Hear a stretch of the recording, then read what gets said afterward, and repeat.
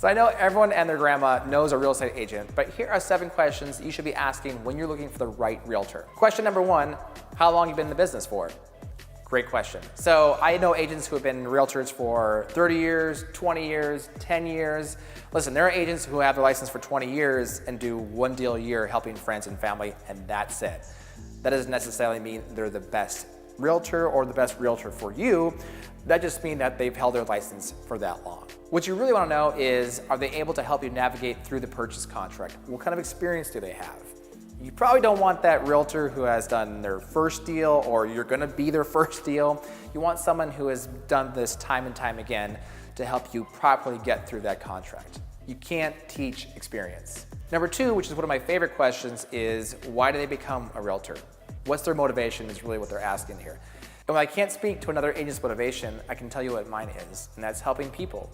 I worked in the service industry for 15 years, and I realized quickly I love helping people. And now I'm able to do that on a grander scale and confidently help my clients navigate through the biggest financial decision of their lives. The 3rd question you should be asking is, how many clients do they have?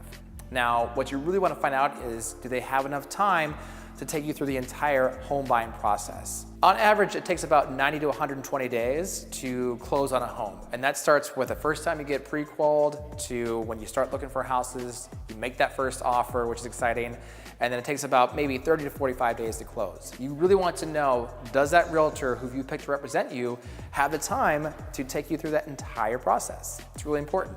So maybe you find out that they have over 100 clients that they're working with, which, I mean, there's pros and cons of both, of course. Maybe they have the systems and processes in place where they can take on that kind of workload. Now, the flip side of that coin is maybe they only have 1 client. That 1 client, that's right, it's you. So now they're relying solely on you to make a purchase so they can earn a commission and put food on the table. Well, I'd be a little bit concerned about their motivation as well as whether or not they have your best interest in mind. Question number 4 is, will I be working with you or with a team? Now, today, teams are actually very popular. Not that there's anything wrong with being a solo agent. There are plenty of agents out there who thrive on their own, and that's how they operate their business. Well, with the team environment, you have everything from an admin or a transaction manager who takes care of all the paperwork. You have a showing agent who is out there to show you the homes that you want to see on your schedule. And you have the buyer's agent, the one to help you navigate through the entire purchase contract. Now, the example that I like to use is the restaurant example. So when you go to a restaurant, doesn't matter what restaurant you like, the trendy restaurant, you're greeted by a hostess, you're greeted by your server, you have the bartender, you have the chef, you have a food runner. You have all these people in the restaurant to make a unique experience and to make it really efficient for you. So when you're sitting down to dine, all you're thinking about is dining, and that's it. It's kind of the same thing for a team environment as well.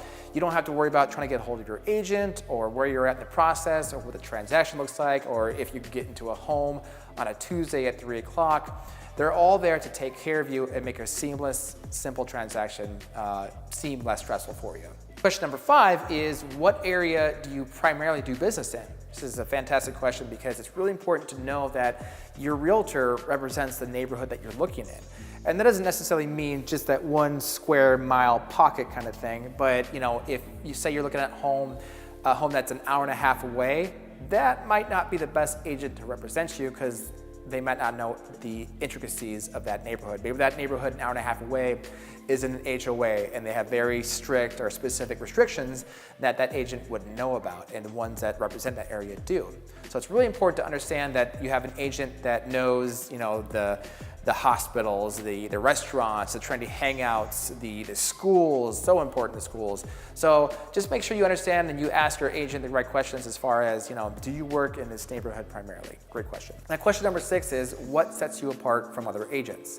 Now, perhaps some good answers would be they live in the area they work in, which is great because then they would know, they should know, the trendy restaurants or the great schools or proximity to a hospital or an animal hospital.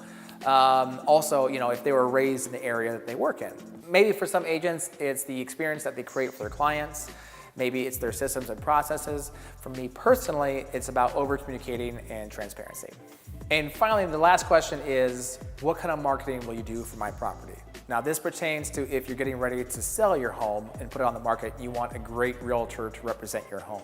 I cannot stress enough how important marketing is. So you want to know, what is their plan of attack, Do they do a video walkthrough? Do they do high definition photos? Do they do drone footage? Do they do print media, print advertising? Do they do door knocking, open houses, pre-open houses? These are great questions that you want to find out from your agent.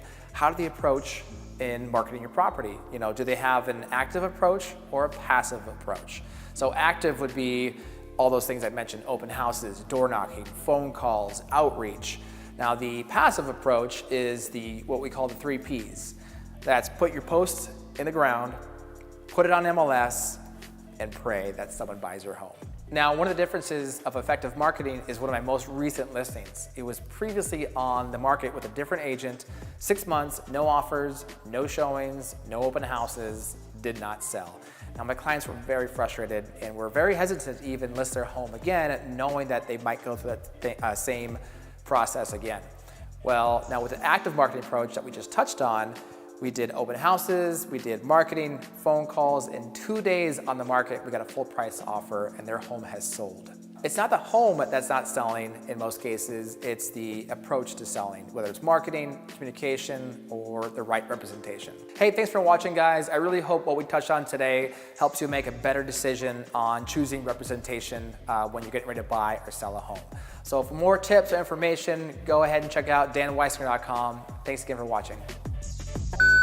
Within 2 days, this is one, within 2 days, you're the sole